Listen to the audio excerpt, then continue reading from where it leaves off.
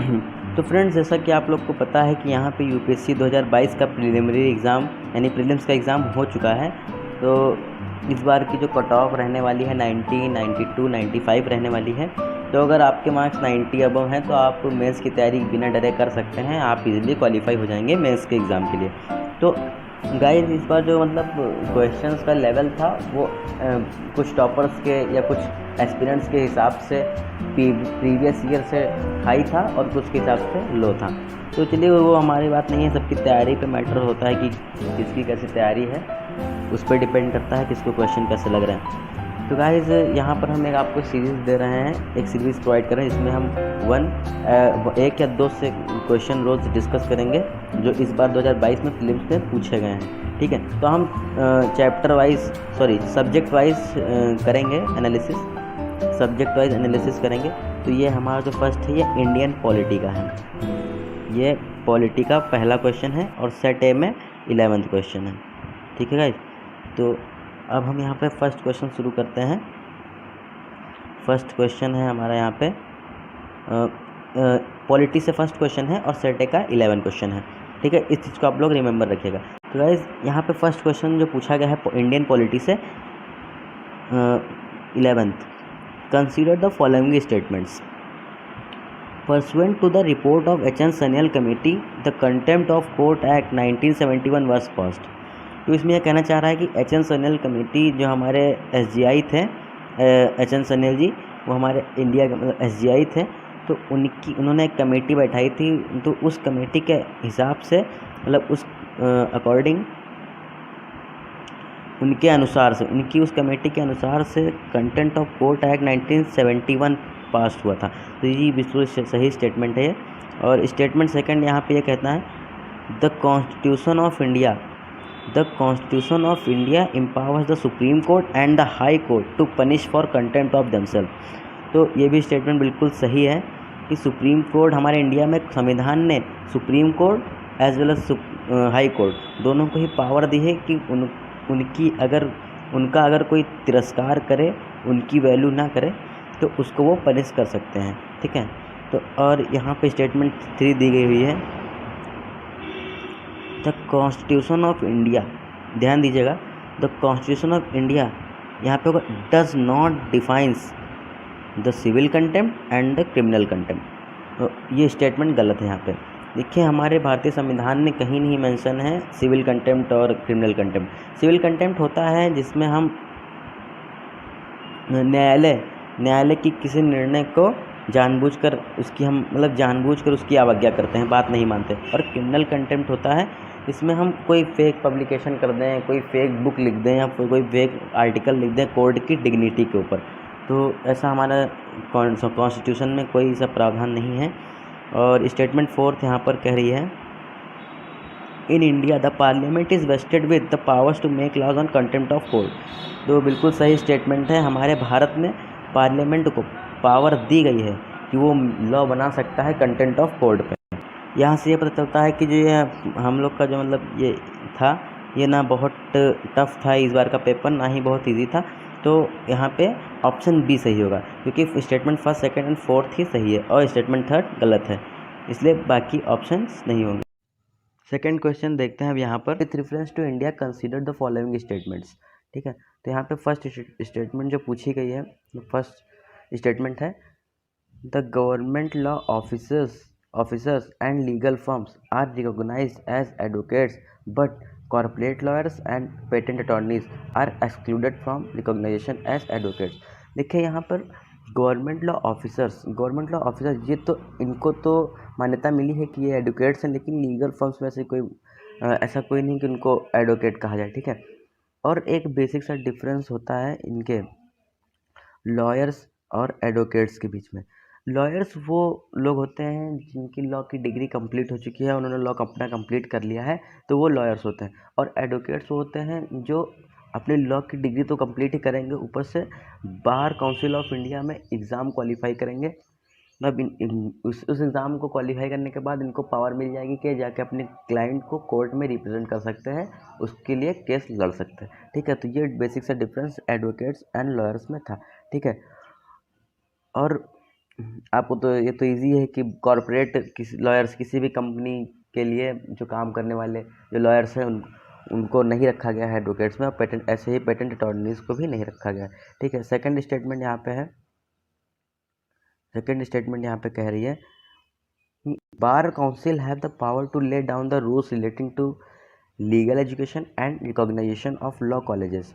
देखिए 1961 इंडियन हमारा जो मतलब पार्लियामेंट है उसने बार काउंसिल को पावर दिया है, बार काउंसिल को पावर दिया है कि वो रूल्स बना सकता है relating to legal education and recognisation of law colleges. ठीक है, तो बार काउंसिल के पास पावर है कि वो रूल बना सकता है कि लीगल एजुकेशन और लॉ कॉलेजेस के ऊपर। तो ये स्टेटमेंट बिल्कुल सही है। तो फर्स्ट स्टेटमेंट रॉन्ग थी और सेकंड स्टेटमेंट सही है। तो यहाँ पर आगे क्वेश्चन में पूछा है which of the statement given above is are correct. ठीक है, तो यहाँ पे इसमें तो ओनली वन है और वन गलत है, तो ये नहीं हो सकती है, और यहाँ पे सेकंड ऑप्शन सही होगा, यानी ऑप्शन बी सही होगा। आगे बढ़ते हैं और देखते हैं थर्ड क्वेश्चन क्या कह रहा है। Consider the following statements. Statement 1, a bill amending the constitution requires a prior recommendation of the president of India. तो ये स्टेटमेंट बिल्कुल गलत है। क्यों गलत है? क्योंकि कोई भी बिल अमेंड मतलब कॉन्स्टिट्यूशन को अमेंड करने से पहले प्रेसिडेंट से नहीं पूछना होता है, इसलिए ये फर्स्ट स्टेटमेंट गलत हुई। ठीक है, और सेकंड स्टेटमेंट है यहाँ पर, मैं सेलेक्ट कर लेता हूँ। When a constitution amendment bill is presented to the President of India, it is obligatory for the President of India to give his her assent. देखिए, जब हम लोग किसी कॉन्स्टिट्यूशन अमेंडमेंट बिल को प्रेसिडेंट ऑफ इंडिया के सामने रखते हैं, उनको दिखाते हैं, तो ये बिल्कुल सही स्टेटमेंट है। उनको उनका मतलब अनिवार्य होता है कि वो उस पर अनुमति दें, उस बिल पे अगर प्रेसिडेंट की अनुमति नहीं है किसी भी अमेंडमेंट कॉन्स्टिट्यूशन बिल पे, तो वो नहीं हो अमेंडमेंट नहीं हो सकता है। ठीक है, वो वहीं पर रोक दिया जाएगा, वो बिल प्रेसिडेंट ही पास करता है, इसलिए ये स्टेटमेंट बिल्कुल सही है। देखिए थर्ड स्टेटमेंट है यहाँ पे, a constitutional amendment bill must be pass by the both Lok Sabha and the Rajya Sabha by a special majority, there is no provision for the joint sitting.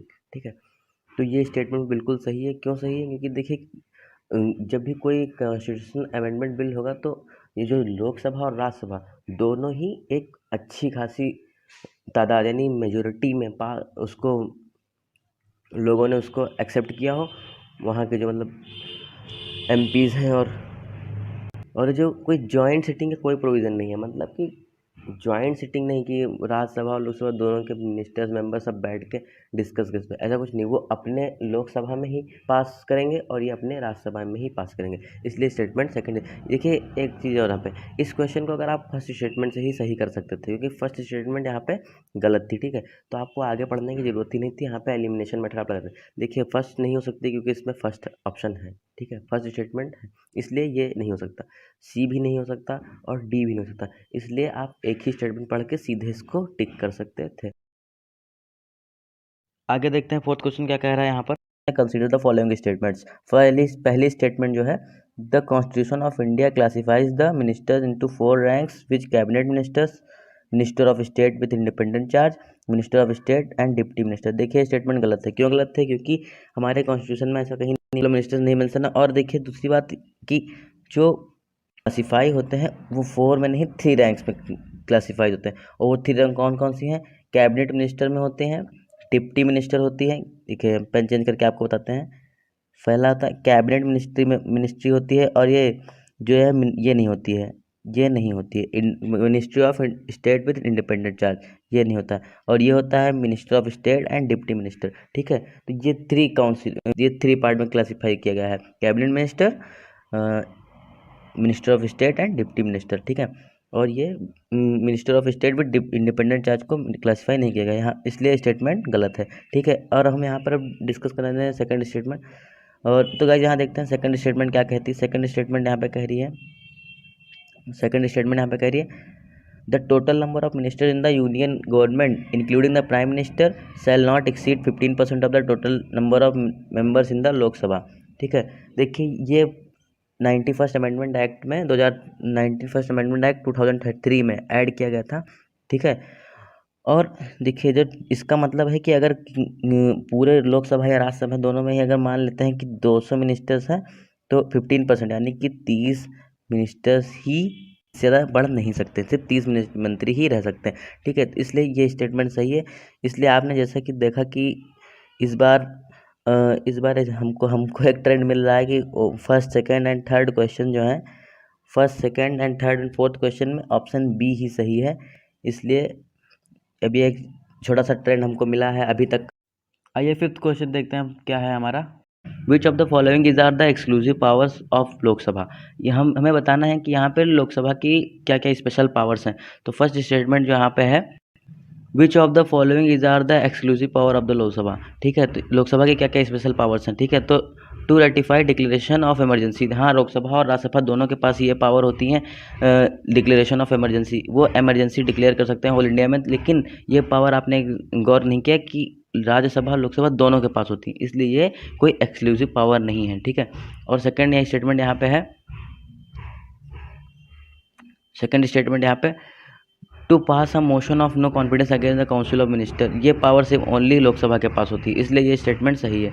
ठीक है, मोशन ऑफ नो, कभी कभी इसके चलते सरकार भी गिर जाती है। ठीक है, थर्ड स्टेटमेंट है यहाँ पे, to impeach the president of India. देखिए, ये पावर ना लोकसभा के पास होती है ना राज्यसभा के पास होती है, और कि हम किसी भी गंभीर अपराध में प्रेसिडेंट को नहीं फंसा सकते हैं। हमारे पास इतनी, लोकसभा या राज्यसभा को इतनी पावर नहीं होती कि वो प्रेसिडेंट को भी दोषारोपण कर दे उनके ऊपर। ठीक है, तो यहाँ पे स्टेटमेंट सेकंड ही सही थी, इसलिए यहाँ पे कौन सा ऑप्शन सही होगा आप लोग कमेंट में बताइए, बाकी तो यहाँ पे मैं बता ही दूंगा।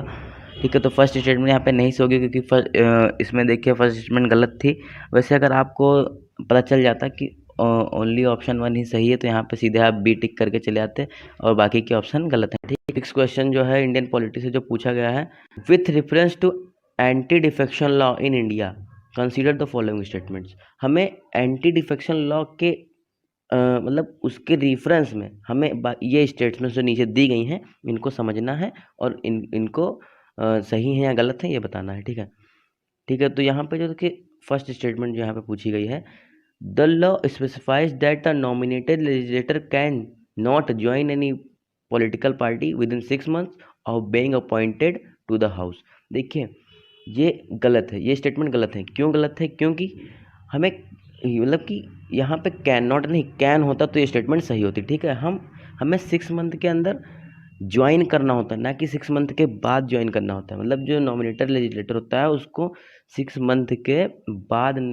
ज्वाइन नहीं करना होता है, 6 मंथ के अंदर ही ज्वाइन करना होता है, इसलिए ये स्टेटमेंट रॉन्ग है। ठीक है, देखिए और सेकंड स्टेटमेंट है यहाँ पे, the law does not provide any time frame with in which of the presiding officer has to decide defection case.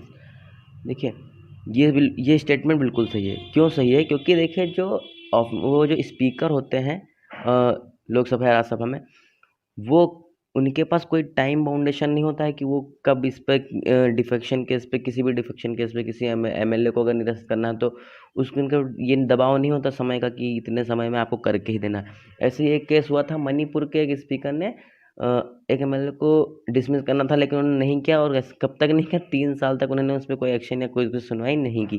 ठीक है, तो इसलिए सुप्रीम कोर्ट ने उनको डांटा भी था। ऐसे बहुत से स्टेट्स में डांट चुके हैं वैसे सुप्रीम कोर्ट के जजेस। लेकिन अब ये देखिए, तो ये स्टेटमेंट बिल्कुल सही है। ठीक है, कोई भी टाइम फ्रेम का दबाव नहीं होता है, कोई भी टाइम पीरियड का दबाव नहीं होता।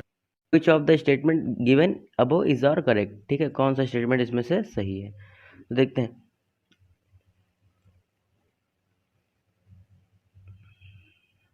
देखिए फर्स्ट स्टेटमेंट तो नहीं सही है, देखिए, क्योंकि फर्स्ट पहले ही गलत हो गया था, और सेकंड स्टेटमेंट यहाँ पे सही है। 7th क्वेश्चन जो यहाँ पे पूछा गया इंडियन पॉलिटी से, consider the following statements. First statement देखते हैं यहाँ पे क्या कह रही है। फर्स्ट स्टेटमेंट यहाँ पे कह रही है, attorney general of India and solicitor general of India are only the officers of the government who are allowed to participate in the meetings of the parliament of India. देखिए, ये एक exclusive power है, सिर्फ attorney general of India को ही दी गई है।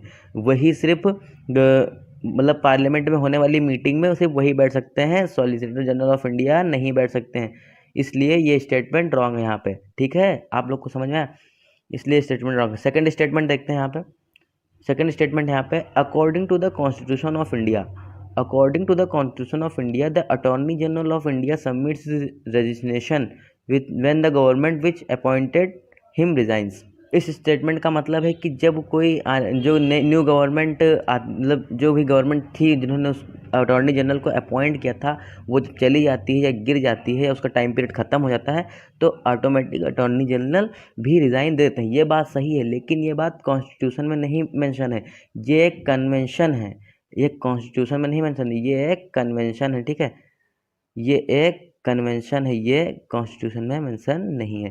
ठीक है फ्रेंड्स, तो इसलिए ये स्टेटमेंट भी गलत है क्योंकि यहाँ पे ये कॉन्स्टिट्यूशन में मेंशन नहीं है। बट ये बात बिल्कुल सही है कि कोई न्यू गवर्नमेंट आती है तो वो अपने हिसाब से नए अटॉर्नी जनरल को चूज़ करती है।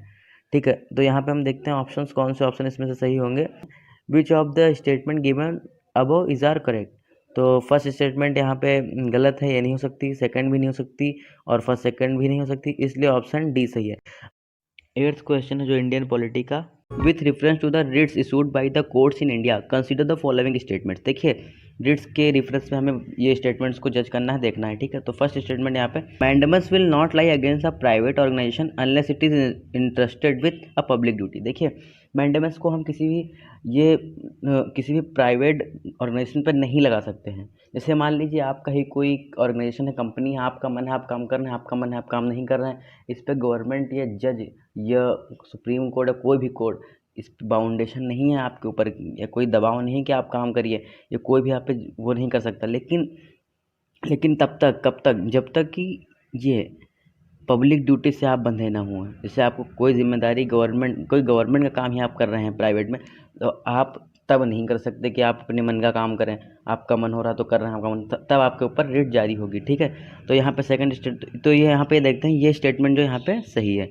देखिए, मैंडेमस हम किसी भी प्राइवेट ऑर्गेनाइजेशन पर नहीं लगा सकते, कब तक, जब तक वो किसी पब्लिक ड्यूटी, सार्वजनिक कार्य से ना जुड़ा हो। ठीक है, तो इसलिए स्टेटमेंट सही है। सेकंड स्टेटमेंट देखते हैं। देखिए, सेकंड स्टेटमेंट यहाँ पे देखते हैं, mandamus will not lie against a company even though it may be a government company. देखिए, ये स्टेटमेंट गलत है क्योंकि देखिए, गवर्नमेंट कंपनी, गवर्नमेंट ऑर्गेनाइजेशन कुछ भी हो, गवर्नमेंट कंपनी हो, ऑर्गेनाइजेशन हो, कोई ऑफिस हो, कुछ भी हो, वहाँ पे रिट जारी हो जाएगी अगर आप वहाँ के ऑफिशियल्स काम नहीं करेंगे, वहाँ के वर्कर्स, वहाँ के ऑफिसर्स काम नहीं करेंगे तो रिट जारी हो जाएगी। इसलिए थर्ड स्टेटमेंट यहाँ पे है, एनी पब्लिक माइंडेड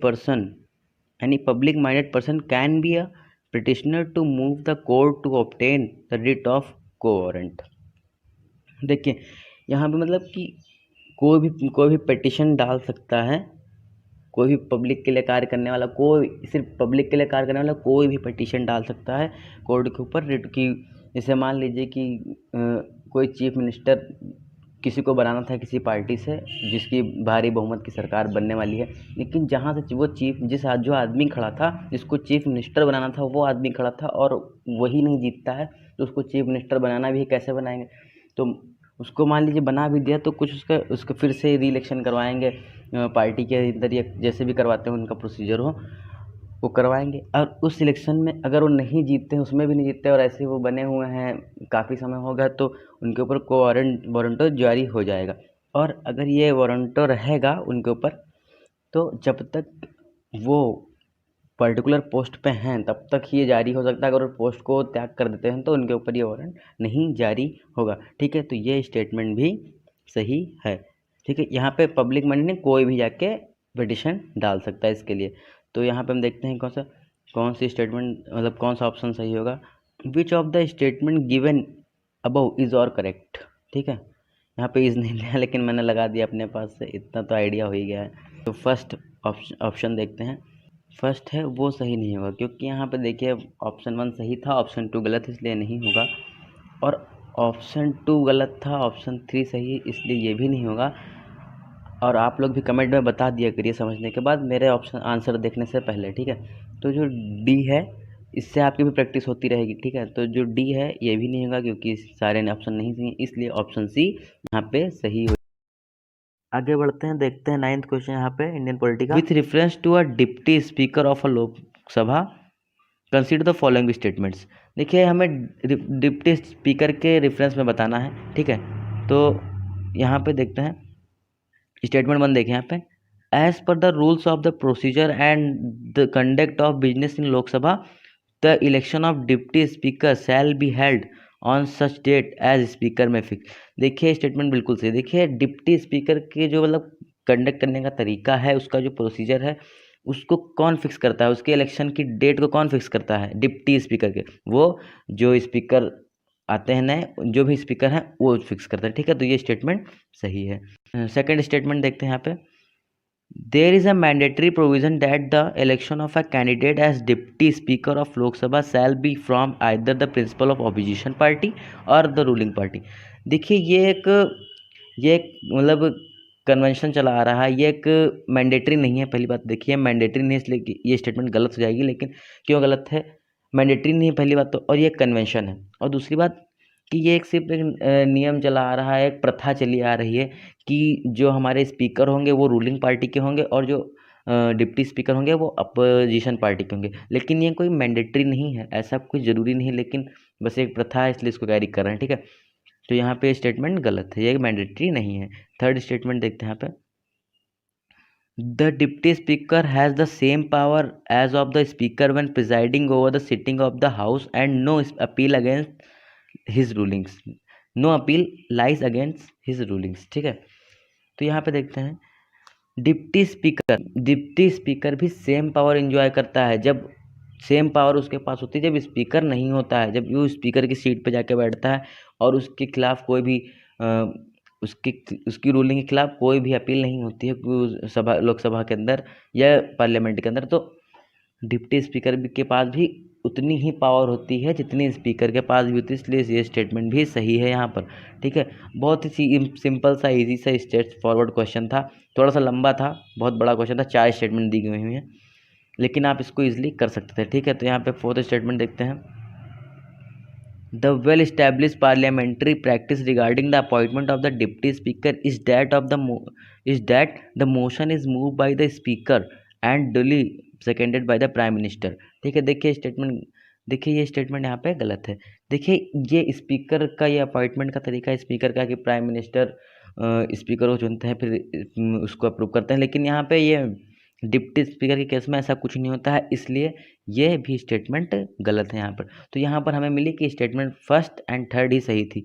देखिए यहाँ पे कुछ हम कर सकते थे, एलिमिनेशन लगा सकते हैं। देखिए अगर हमें पता चल जाता है, पहले हम स्टेटमेंट देखिए हमें पता चल जाता है कि यहाँ पे स्टेटमेंट 4 गलत है, तो हम यहाँ पे सीधे सीधे हम ये 2 स्टेटमेंट एलिमिनेट कर लेते, फिर यहाँ पे ये दोनों बचती, ए एंड बी स्टेटमेंट बचते, सी एंड डी हम एलिमिनेट कर सकते थे। अब ये बचती, इसमें हमें सेकंड स्टेटमेंट पढ़ना था, अगर सेकंड स्टेटमेंट पढ़ना था, अगर वो हमें सही लगती तो हम करते, वरना हम 1 एंड 3 को टिक कर देते हैं। तो यहाँ पे देखते हैं 1 एंड 3 सही है। 10th क्वेश्चन देखते हैं यहाँ पर, if a particular area is brought under the 5th schedule of the Constitution of India, which one of the following statement best reflects the consequence of it।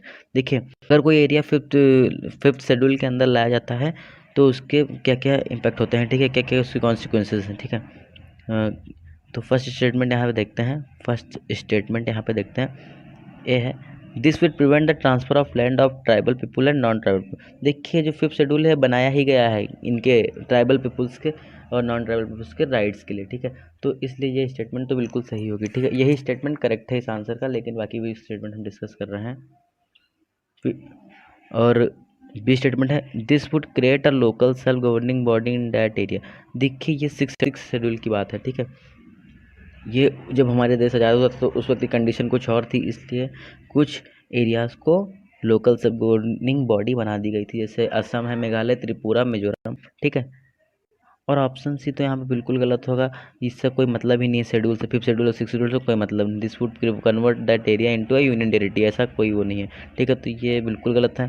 फिर डी ऑप्शन ये भी बिल्कुल गलत है, the state having such areas would be declared a special category state. ठीक है, ये भी नहीं मेंशन है। ठीक है, तो इस क्वेश्चन का ऑप्शन ए सही हो जाएगा। तो फ्रेंड्स यहाँ पे इंडियन पॉलिटी 2022 का यूपीएससी प्रीलिम्स के सारे क्वेश्चन डिस्कस हो चुके हैं। अब हम इंडियन इकोनॉमिक्स शुरू करने वाले हैं, तो आप लोग बने रहिए हम लोग के साथ ऐसे ही चैनल पे, और लाइक करिए, सब्सक्राइब करिए। Thanks for watching. मिलते हैं इंडियन पॉलिटी के सीरीज़ में, इंडियन इकोनॉमी के सीरीज़ में। Thanks for watching.